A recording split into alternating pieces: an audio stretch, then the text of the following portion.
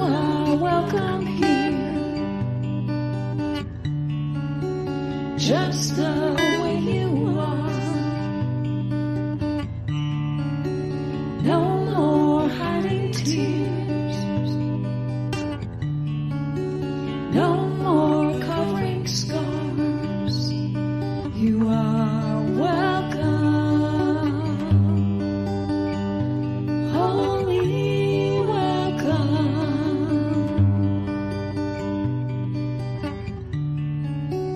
You are welcome here, just the way you want to be. Bring your deepest hopes and all your wildest dreams. You are welcome, holy welcome, holy welcome.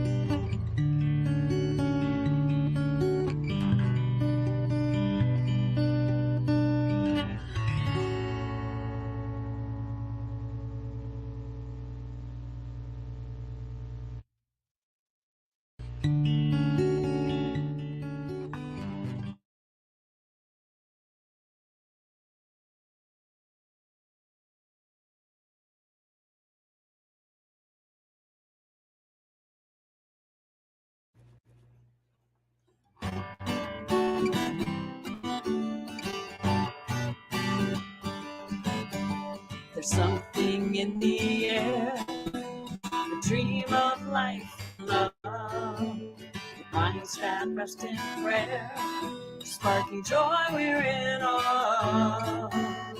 No matter what your path has been or time will somehow flies, like souls will come home again, true friendship ever thrives.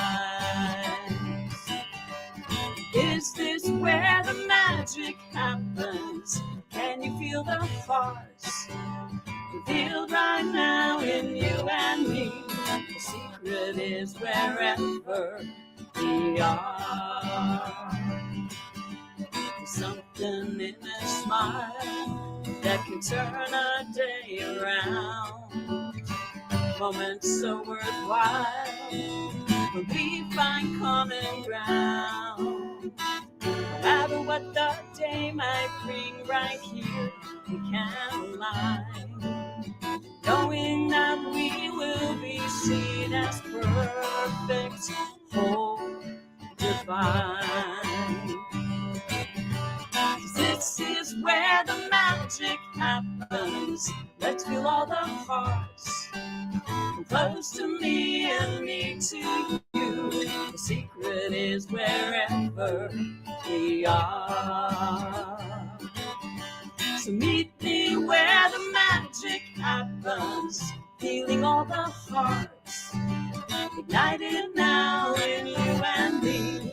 The secret is wherever, the secret is whenever, the secret is together we are.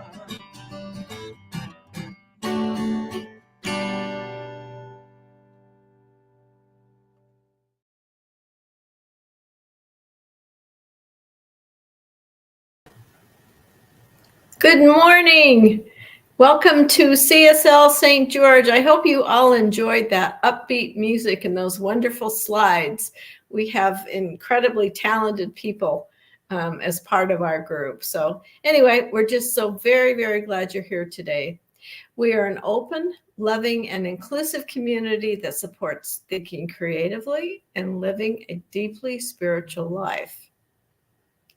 And if you notice on that slide, we're also superheroes here at CSL St. George. So our mission is to provide spiritual tools for personal and global transformation.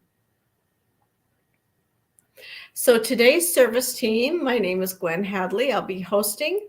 Maria Anderson is behind the scenes making all this broadcast possible. Shay Barlow, of course, wonderful music as she always does.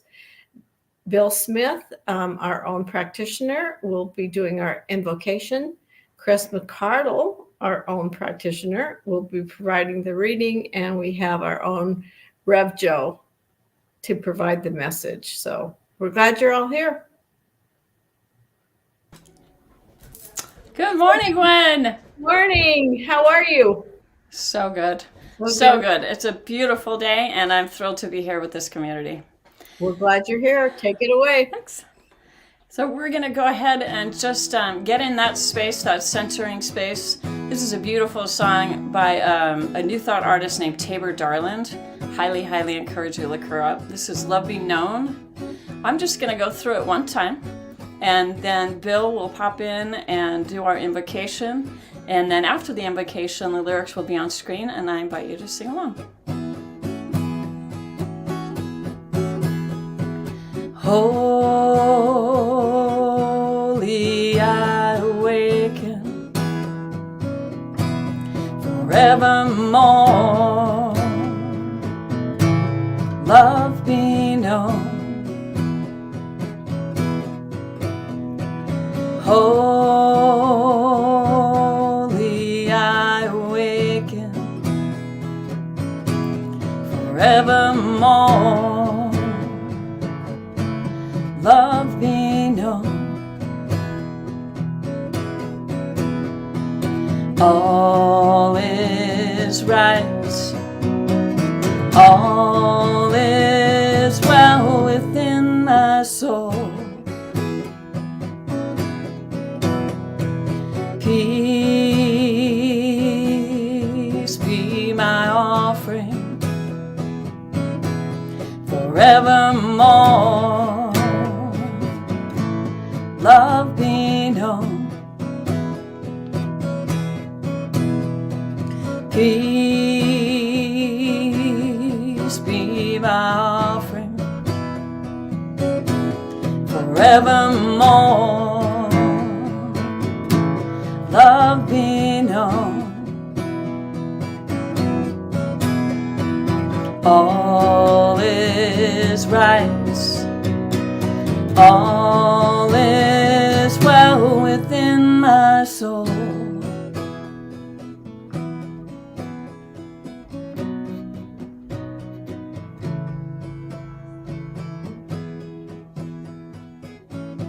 Good morning, CSL St. George.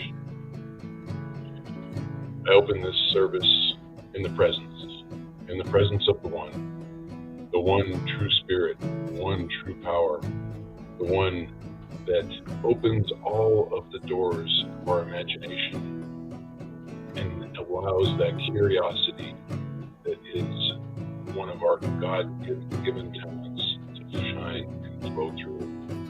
And I know this power and this spirit works through me to open the imagination, to my imagination, and to allow things that I take for granted and allow me to see through those to the next level and a little bit deeper. And as we are all one, all of us gathered here today have this same power, have this same innervation by God, the God within us. So I know as we move through our day that these doors are flung open for us, that the curiosity that we are all born with opens these doors and exposes new things to us and allows us to live our lives louder and stronger and with more conviction and the ability to see deeper and deeper into the things that we may take for granted. I just am so grateful for this power, and I'm grateful for this opportunity, and I'm grateful for this knowing. And I just let it be so. And so it is. So it is.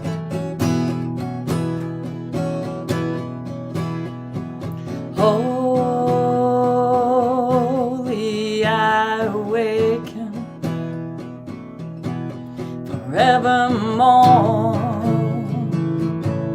Love be known. Holy, I awaken forevermore. Love be known. All is right. All is well within my soul. Peace be my offering forevermore.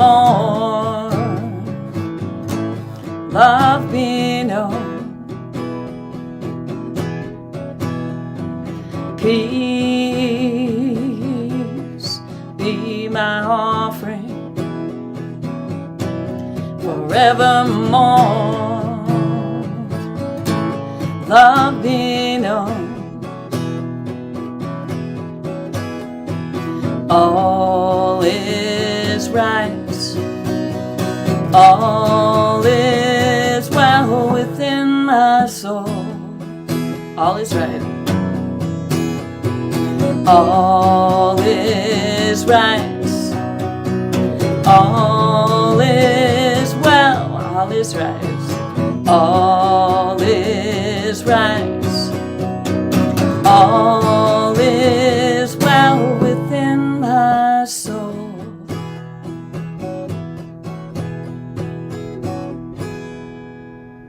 And now I'm going to welcome Chris to the service. Good morning, Chris. Good morning, Shay. How are you? Good, Puckett. Thank you. I like being part of this community on Sunday too, so I'm very happy to be here as well. Yay. Yay. All right, now I'm going to read a poem, and it's written by Valerie Cox. It came to me several years ago, many years ago. Reverend Dr. Arlene Bump in Fort Lauderdale at her center back then read this usually once a year, and I've always been fond of it, and it came to mind last night, so I thought I would share it with everyone because the words just sort of hit me at a perfect moment, and it's called The Cookie Thief. A woman was waiting at an airport one night with several long hours before her flight.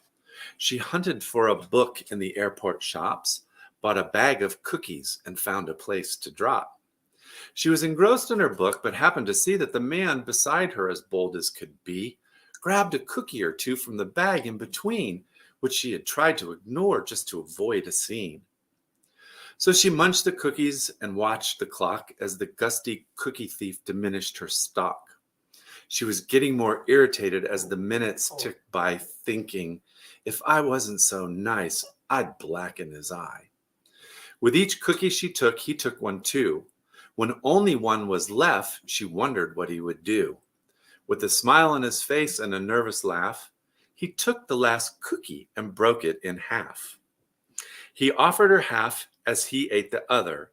She snatched it from him and thought, oh, brother, this guy has some nerve, and he's also rude. Why, he didn't even show any gratitude. She had never known when she had been so galled, and sighed with relief when her flight was called. She gathered her belongings and headed to the gate, refusing to look back at the thieving ingrate. She had never known when she had been so galled, and sighed with relief. Oh, I read that already. So she boarded the plane and sank in her seat when she sought her book, which was almost complete. As she reached in her baggage, she grasped with surprise. There was her bag of cookies in front of her eyes. If mine are here, she moaned in despair, the other were his, and he tried to share. Too late to apologize, she realized with grief that she was the rude one, the ingrate, the thief. Ta-da! I love that story. I haven't heard that. That's so good. It's cute. My dog was jumping all over me. I saw him. Anyway, all right. Oh, thank that's you. so Talk to you all cute. later. Thanks, Chris. Okay, bye. Bye. So this year we are living out loud. February, we are examining curiosity as a superpower. And today's talk show is going to talk about what lies beneath the surface. And that reminded me of the unknown. And of course, sometimes when we don't know, we rely on faith, right? We return to faith. This is the New International Version of the Bible, the interpretation of Hebrews 11:1. It's also often called the faith chapter. And it reads, faith is being sure of what we hope for and certain of what we do not see. And I had memorized this back when I was studying the Bible, and I got curious about other interpretations of this same scripture. And this one really jumped out at me. It's in the God's Word version, which I'm not familiar with, but I loved this expansion. Faith assures us of things we expect and convinces us of the existence of things we cannot see. I loved how they just made that a little deeper and a little broader. And Ernest Holmes also has commentary on faith, and he wrote, faith is a mental attitude that is so convinced of its own ideas, which so completely accepts it, that any contradiction is unthinkable and impossible. And when we don't know what lies beneath the surface, faith is certainly what keeps us grounded. It's what reminds us of what we know to be true, and it also reminds us that we don't need to know all the things. And this is a Christian song released by Lauren Daigle that I adapted to New Thought Philosophy. So this is Trust in Truth.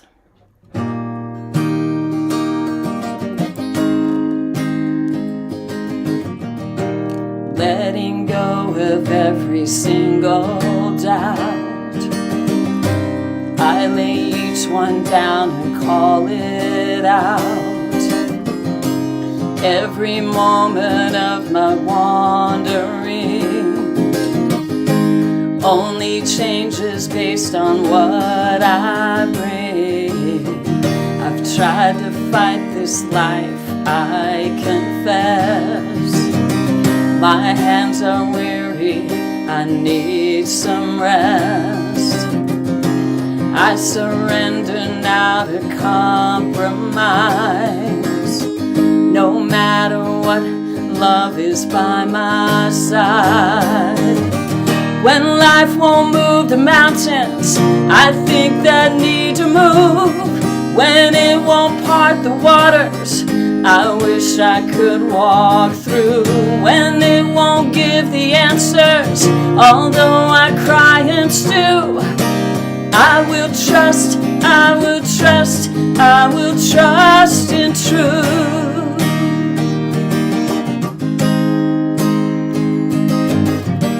It's not enough to grasp what I can see.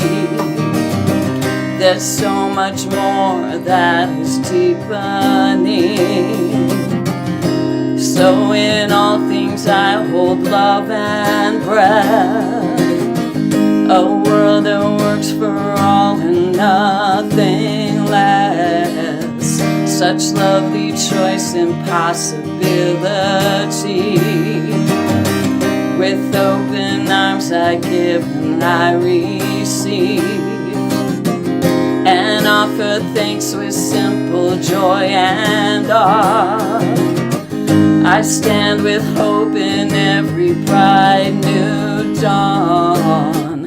When life won't move the mountains I think that need to move, when it won't part the waters I wish I could walk through, when it won't give the answers although I cry and stew, I will trust, I will trust, I will trust in truth. I will trust in truth. I will trust in truth.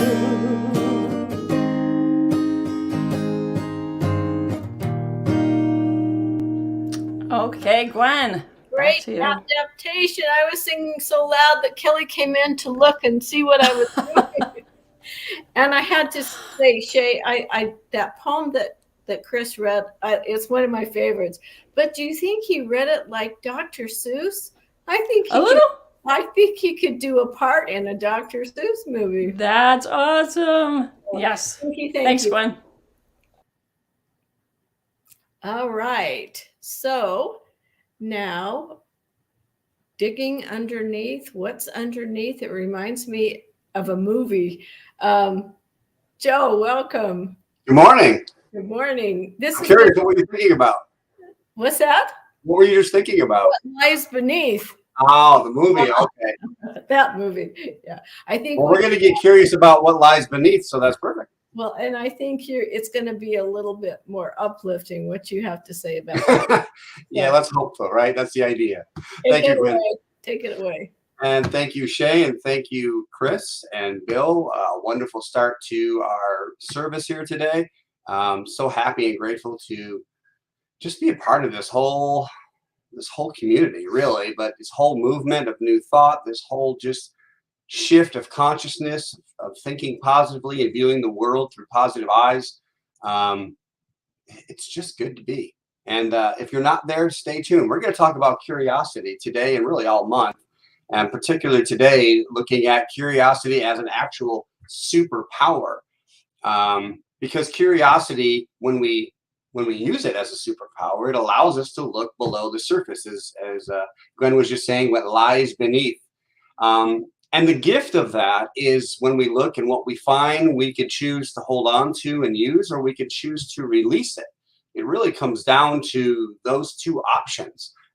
We look at it, and if it's something that we want to continue to do, be, or have, then we can make that choice consciously, or we can simply just choose to bless it and allow it on. And this simple practice we should make it a part of our practice, along with prayer and meditation, is having our time to be curious. Because for me, curiosity is really tapping into the imagination, but with some focus. We're asking some questions, and we know that if there's a question, there must be an answer, and there's a divine answer for each one of us. It may be different for you than it is for me, but I know that I hold that everything happens for our best and highest good.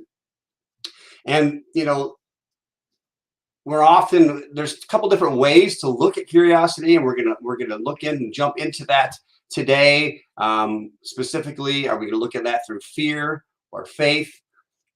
We start off, as always, of recognizing the limitless universe that we live in, and that our experience is only limited by our own individual view and belief systems of life. Otherwise, we get to experience the freest, fullest life that we possibly can. And there is a way for each one of us listening right now to experience that. And that's where it comes to. In other words, if we believe in a scary world, then that's what we've been talking about, is that's what we're going to see. That's what we're asking to see. And then, in essence, that's what we're being curious to see, right? And then we can come from a place of faith and ask to see through that.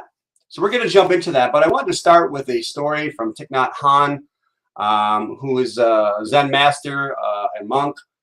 It goes like this. It says, as he was a boy, and one day looked into a large water-filled clay jar and saw a beautiful leaf of many colors. It rested at the bottom of the water, out of reach of his arm. He found a stick, but no matter how he swirled the water, he could not make the leaf rise to the surface. Giving up, he walked away. And when he returned a few moments later, the leaf lay upon the surface of the water, and he picked it up. The water had continued to swirl while he was away, bringing the leaf to the surface. And this is how our unconscious minds work. When we have a problem to solve, struggling with our conscious mind becomes futile at a certain point. We must be able to stir the water and then step away for a moment. And in essence, as we step away, we're still being curious. We don't really generally let it go too much, but it's like, But that's different than staring at it like a boiling pot of water or waiting for the water to boil, right? That's not what we're talking about here. But curiosity is one of our most basic skills. It calls us throughout our entire lives. A number of months ago, we talked about the hero's journey, these things that call us into newness, into a new expression. And it often will begin, something happens, and then we get curious about it. And it pulls us to learn about the world around us, as well as ourselves within the world. We start off even as babies and we're curious about everything. And you watch a baby, they taste, they stick everything in their mouth because that's their main awareness of feel, of senses. And then as we get older, the young, 5s to 8s, it's why is this and why is that, mommy, daddy, why? And then there's a shift of going. And then maybe in our teens, we start asking, becoming curious from a different position because now we're aware consciously of a little more things. We have some intelligence, we have some wisdom, and we begin getting curious at a different level. And I don't think that ever stops. I mean, I don't know, if I've ever gone through a day and not been curious about something, whether it's when we're confused and we're again asking those why or what questions. Do we pause? Do we use that power of pause and actually listen? Are we ready to accept the answer that we're hearing? This is the power of curiosity, because when we ask, it's just like when we believe in prayer, that we ask and we release it at the end. We release it to the law of mind, the mind of God that already knows. And then we allow ourselves to kind of like Thich Nhat Hanh, walk away from the jar. We don't mess with it on our on our individual human consciousness, but we allow our higher consciousness to bring it up to the surface, whatever it is that we're looking for. And this is a spiritual practice. But going back to, I kind of mentioned in the beginning, do we ask ourselves too, where are we asking from? Where are we being curious from? Are we coming from a place of fear or desire to understand something divinely new? Because that's very different. That's like a sense of wonder. Fear is not. If we're coming from a place of fear, we're trying to, in a sense, discover something from our human mind, our ego. And the thing about doing it this way is ego only knows and can pull from our past experiences. That's all it knows. So it's only going to pull things from the past. And our ego, as we understand it, believes it's separate from that which we call God or the allness or source. And so it's kind of constantly in a power struggle with us. And it sees God as out there. And if we try to do something out there, then we're going to die. And it keeps us in a place of panic, of stress, of constant survival. And what Ernest Holmes has to say, one of the things he has to say about fear, is that fear arises from that mental attitude which limits the possibility and the willingness of spirit to give us the good we so greatly deserve.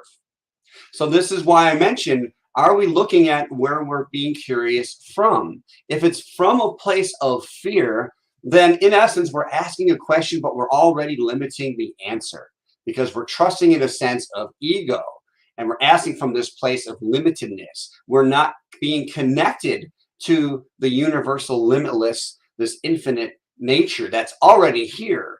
And we're kind of asking in a very narrow channel for an answer. And we're going to get an answer one way or the other. But where is that answer now? Right? We know law of attraction, what goes out comes back to us. So if we're being curious with fear, it's going to come back to us in a fear-minded approach or a limited approach. And when we're in a fear and survival mindset, it also means that we're living in a world that is happening to us, not through us. And what I mean by that is we're living and looking from the place of a victimhood. Again, if we're a victim, we have no choices. We have no power. Things are just happening to us. So even though I'm curious just from a place of survival. Okay. And I'm not making any of this wrong. The idea is to find out where we're at. And I'm asking you right now, are you aware of where you're being curious from when you do this? Is it a coming from a sense of wonder and joy and knowing that everything is going to lead to something better and something better and something better because that is the nature of life? Or are we kind of like, oh, I need to know about this now because this, and this, and I need to avoid this, and that type of attitude? That's a victimhood attitude. Life is happening to us and we have no power, right? And then we will not receive, in essence, what we're truly wanting to experience, right? Isn't this the real curiosity? It's maybe not having the thing or how, but it's having the experience of a healthy relationship, a new relationship, having the curious how to have the experience of being in love with my body, being in love with myself, having the experience of what does it feel like if I just start the day with a blank slate and an open mind that life is happening for my best and highest good. Let me be curious about that and see how life changes. Ernest Holmes also says this. He says the first step in overcoming any fear is to concede that God is for us. This is done. We have at once, this is when this is done, we have at once overcome the fear by seeing that there is nothing to be afraid of. The world is all right and we can meet it on our own terms. So again, it's coming from this place of wholeness, that I am part of the whole. I am not separate like my ego tells me I am separate. I am not alone. I am one with that which is life everywhere. Everyone is my friend. Everything is holding me and sustaining me and providing for me as I do it. And I may not even be aware of how I do that. Right? But just through our individual beingness, right, we are part of this whole.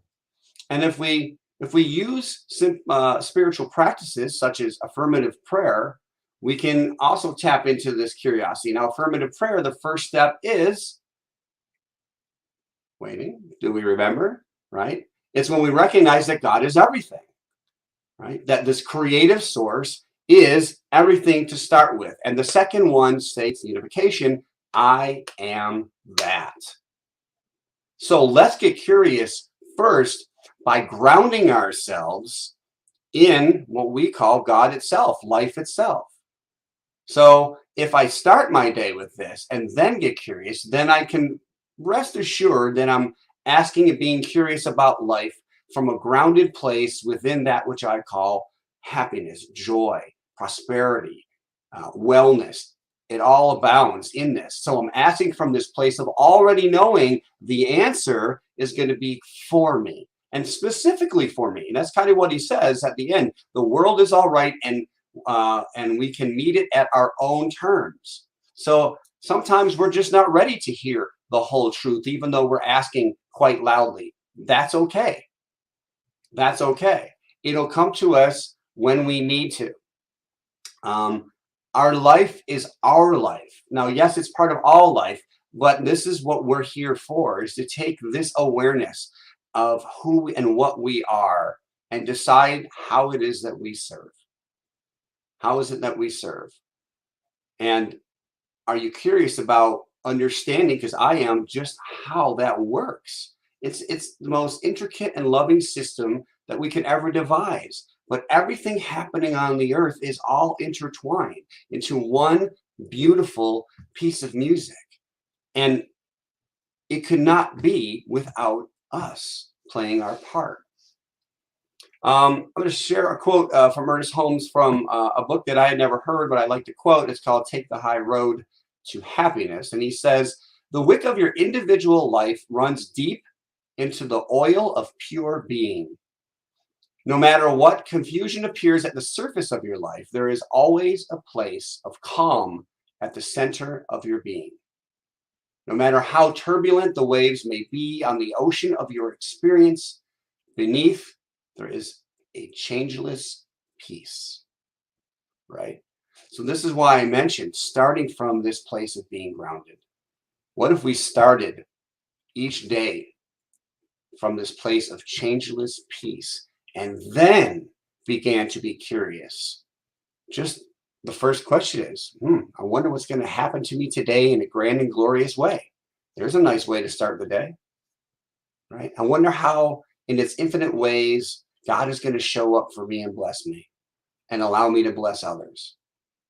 But when we're grounded, that means we're open and we're not operating from fear. Now, I get it.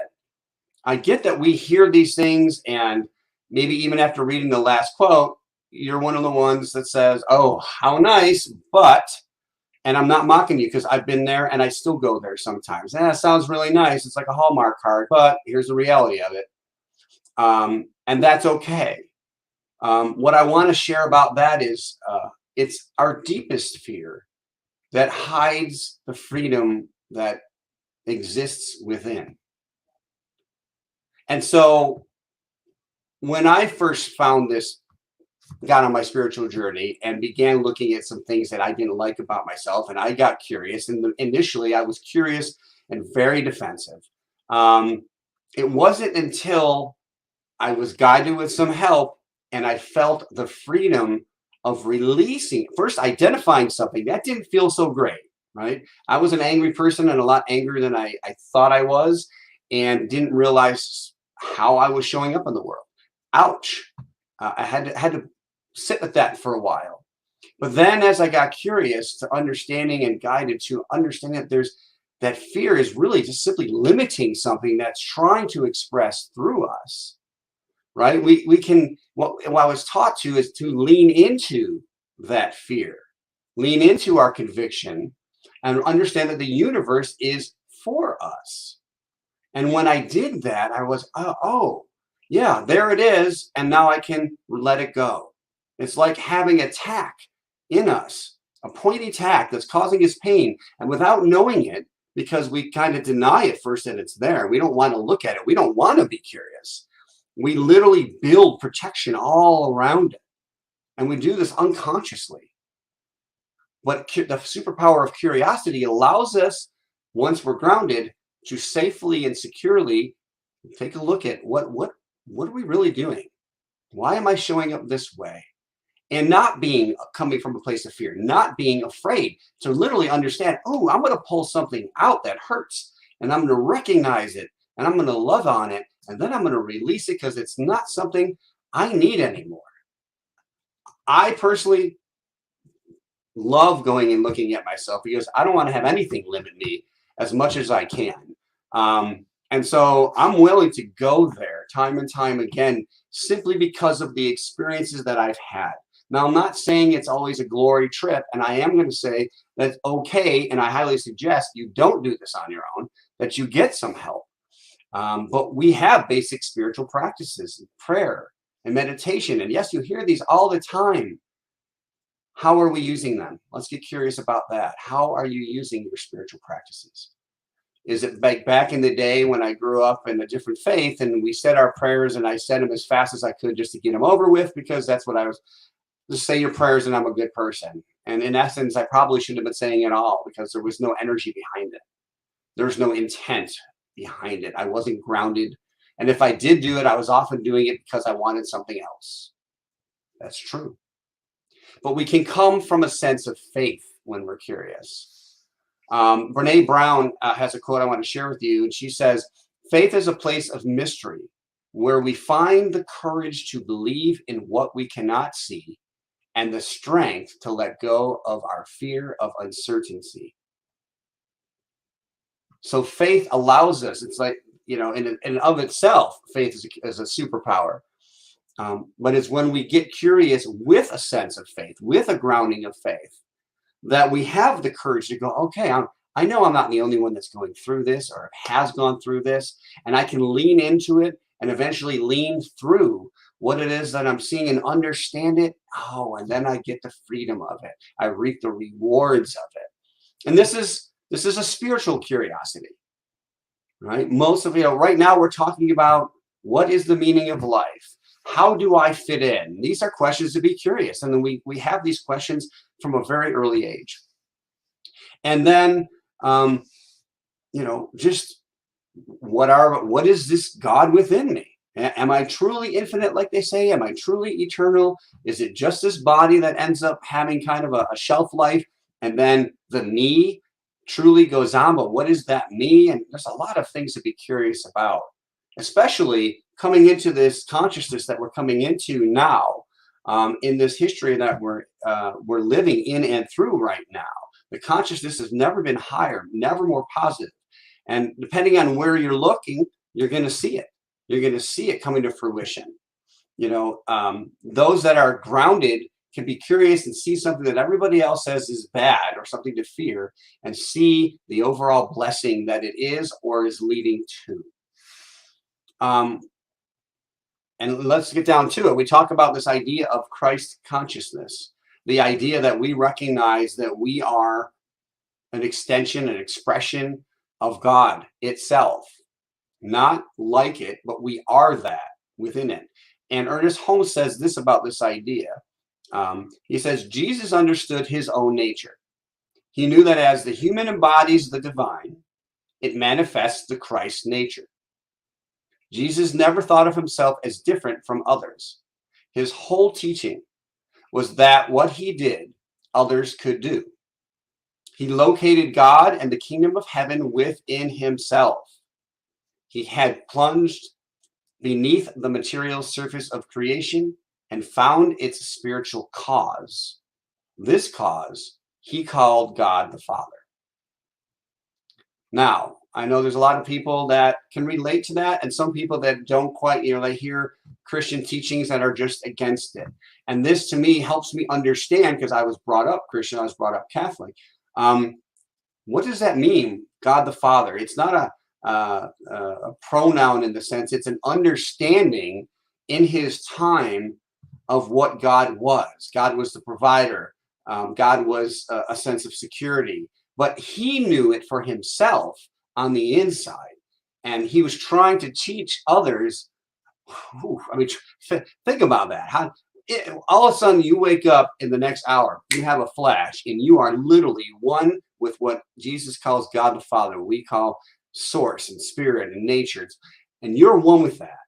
How can you begin to try to teach that to other people, and to a level that they would understand and not be fearful of it, because it's a teaching like no other? So that's having a spiritual curiosity. And then there's the everyday curiosity, right? There's the everyday of waking up and wondering what's going to happen at work, and wondering what I'm going to have for dinner or for breakfast, or is this pain in my shoulder going to go away? And all these questions that we have, and that's a part of the whole as well. Reverend Michael Beckwith, and I love the saying, I use it all the time, pain pushes until the vision pulls. Now, if we're coming from fear, fear causes pain because we don't know. And what we don't know, we're looking at through the eyes and lens of fear. But we can find and look at that vision if we find that we don't even have a vision, or we're just not sure what to ask. Right? Okay, Joe, get curious, but I'm not even sure what to be curious of or whatever. Well, that's why curiosity is a superpower, because the fact that you're even curious about what to ask is being curious. And so the fact that you're kind of asking what, even though you say you don't, but you're open-minded enough, you have the faith that I really want to know this, then, that part of you that is human is asking, and the real you already knows. That's where that vision, that sense of pulling is coming from. I want to know. I don't know this now, but I want to know. That's the combination of our everyday living and spiritual.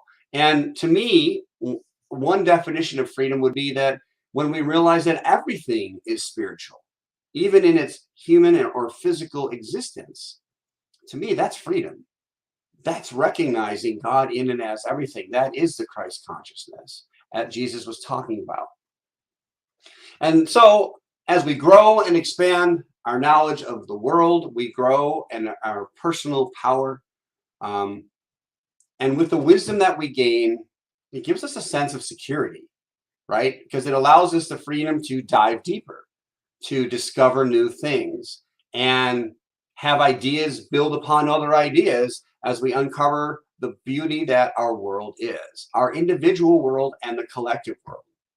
And eventually, I do believe, one by one, or maybe all at once, we do recognize that truly we are one with that which we call spirit. And then, in a sense, we just lay down fear and doubt at the altar to be blessed and taken away. Now, in this idea, because, let me, before I jump, that's what I call surrendering. When I recognize it, I'm not quitting on it, but I'm realizing it's no longer for my highest good, and I lay it down. And now I want to go back and shout out to our practitioners of Centers for Spiritual Living St. George. The Fab Five did a great and excellent job last week talking about a difficult topic about surrender. And what I believe is that when we do practice that and gain enough experience of practicing surrender and leaning in and to and through our fears, we will understand a deeper level of curiosity and surrender. So curiosity kind of comes with surrender, because otherwise we end up being attached. Like, I'm curious, but it's got to fit through this box. Otherwise I can't see or hear it. Well, that's not true curiosity. We come at curiosity with an open mind. It's trusting in what Ernest Holmes called life, or it with a capital I, without doubt or fear. And then our efforts can be applied to aligning to this presence that we claim is already here, that we're curious about with an open and grounded mind. And we have to do this through, again, being non-attached to the outcome. And that's really where the fear comes. Like, I want this. Ooh, I don't want it to show up like this. And I don't want it to show up like that. And all those limitations are just beliefs that have been limiting our lives for a long time. That's again, the ego plays its mind. It's like, you should be afraid because this happened to you when you were 3 or 4 or 10 or 20. And you should be afraid now because it could happen again. And in all reality, it could happen again, because anything is possible. But using our conscious mind, we narrow that down and we focus on what we want to be possible. Deepak Chopra shares this quote. He says, relinquish your attachment to the known, step into the unknown, and you will step into the field of all possibilities. You will have excitement, adventure, mystery. You will experience the fun of life, the magic, the celebration, the exhilaration, and the exaltation of your own spirit. Boom. That's a mic drop. And so one of the things, like a good example of this, one of my favorite movies, well, as this month is February, just a few days ago was Groundhog's Day. And it happens to be one of my favorite movies of all time with Bill Murray. And we were watching it again last night, and I was like, this is a perfect example of looking at life curiously through kind of means of fear and ego, or faith and alignment. And so if you don't know the movie, basically he starts out as this newscaster, and he's just very ego driven, and he has to go do the whole Groundhog Day event in Punxsutawney. And long story short, he ends up, because he hates this idea, he thinks he's just better than doing some crappy job at, as he calls it, a rat eventually. And so his day continues to cycle over and over again. The same day he wakes up to the exact same events, and it's Groundhog's Day. And it happens over and over and over. So eventually he asks a bunch of guys in a bar, what would you do? This happened to you. You get curious. But he asks through a mindset of ego-ness, like, what can I get from this? And the guys are like, well, then there's no rules or anything. And so he spends a long time getting lost within himself and trying to get what he wants on an individual basis. All the while, it becomes more aware that what he wants is love. And so this thing happens, and he shifts, and he then wakes up every day more enthusiastic, and looking at life as a way of serving. So he gets curious as, how can I show up and help people? And he spends the whole rest of the time doing that, which eventually leads to getting what he really wanted. And that's such a great example, because it's a process that we all go through. We kind of go through this unconscious part of our life. And it's all of a sudden things start showing up, and we really pay attention to how the world is showing up. People are reacting to us. And we get curious from a place of, well, what if I let this go? What if I detach from what I think I know and trust that the experience that I really want is possible, that life is really showing up for me? This is a superpower. And so, in conclusion, a couple things here. First, I'd say after grounding in the presence, which is why this is in bold, then we get to use we choose to use our superpower of curiosity and being willing to look below the surface, not just at the surface, but that experience that we really want to have. Next, we can revel in new discoveries and the beauty that they bring. Again, we're not attached to it. If life is happening for my best and highest good, then I'm excited about what's about to show up. And finally, have the courage to lay aside or lean into any fear and become excited about the unknown. I found this great quote I got to share. I love Rumi, Jalalabad Rumi, ancient mystic, right there. And he says, "We've been walking in the surf, holding our robes up, when we should be naked, diving under, deeper under." And to me, what that means is, like, if we're just kind of playing on, a little curious, and we're kind of just dipping our toes in, then that's what we're going to get. We're going to get small experiences, and not that they're, bad. And I don't suggest jumping in if you're not ready to. Okay. But if we had no fear, if we had no doubt, we jump right in and experience the fullness of all that life has to offer. And I'm going to switch modes for a minute, because we have our talk, but I also want to bring up a very important time that is happening right now, which is the season for peace and nonviolence. And this began way back, I think, in like 1976, I believe. And it started out as a global grassroots campaign dedicated to raising awareness about the transformative power of nonviolence. This season was established by Aaron Gandhi, who was the grandchild of Mahatma Gandhi, and has turned into a yearly event celebrating the philosophies and lives of his grandfather, Mahatma Gandhi, and Martin Luther King Jr. And what it does is, the reason he picked this was it marks the 64 calendar days between the memorial anniversary and assassination of Gandhi on January 30th and Martin Luther King Jr. on April 4th. And they both preached messages of nonviolence. And I wanted to share a quote from each. One, this comes from Martin Luther King Jr. He says, "Nonviolence is a powerful and just weapon which cuts without wounding and ennobles the one who wields it. It is a sword that heals." Now, Mahatma Gandhi says, "Nonviolence is not a garment to be put on and off at will. Its seat is in the heart, and it must be an inseparable part of our being." And so I think this really ties in this season of nonviolence with curiosity, right? Can I get curious about how I can be more peaceful in solving my problems and solving conflict, no matter where it is? And even if it's something like maybe I don't feel I can do anything about, for example, war. If I recognize and ground myself that everything is one, then my thought counts. Can I see a non-peaceful resolution to what they're fighting about? And even if I don't know they're fighting about, can I just be curious and see them being in harmony, or at least at peace? All right. So as we like to end all things, I have an affirmation. The idea, again, is to ground yourself, take a deep breath, and give it some energy.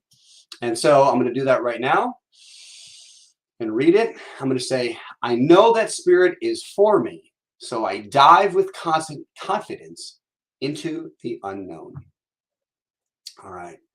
Now we're going to close, and I'm going to close my eyes. I'm going to ask you to just be open and listen as we recognize this superpower of curiosity, that it is a superpower. All of our powers are we can call super, and at the same time, once we really not attach to them, once we become them, then they're not so super, they're every day.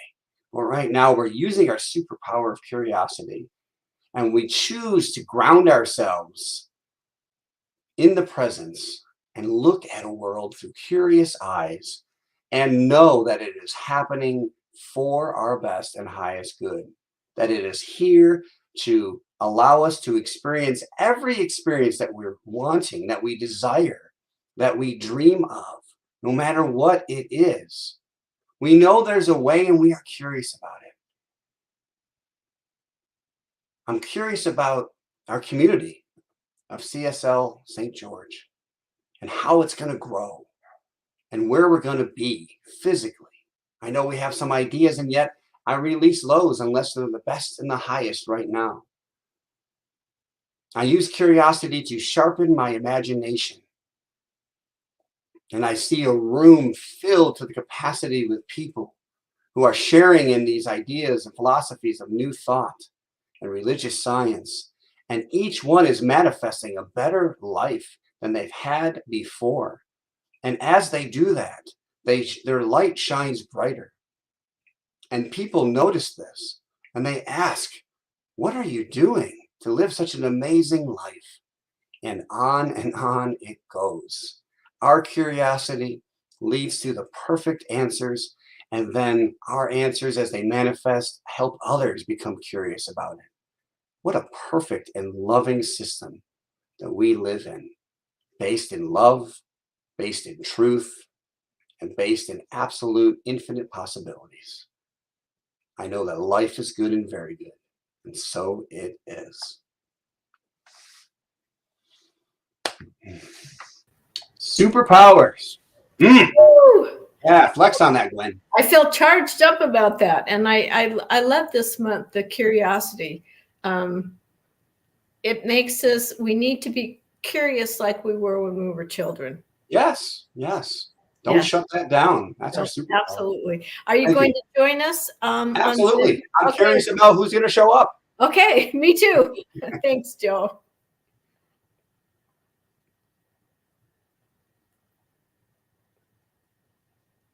So a few announcements, and all of these you can get more detail in our newsletter, also on our Gmail. Community Care Circle continues. You can see the number there. Should you need anything, please reach out. They'll be happy to talk, to send a card, whatever. Our practitioners are always here to pray with you, for you. So please reach out on the Gmail account. Join us for Zoom at noon. It's always a lively conversation. And I think today with curiosity, it will even be more lively. Our book club began last week with a new book. Go ahead and let Sue know if you'd like to join that.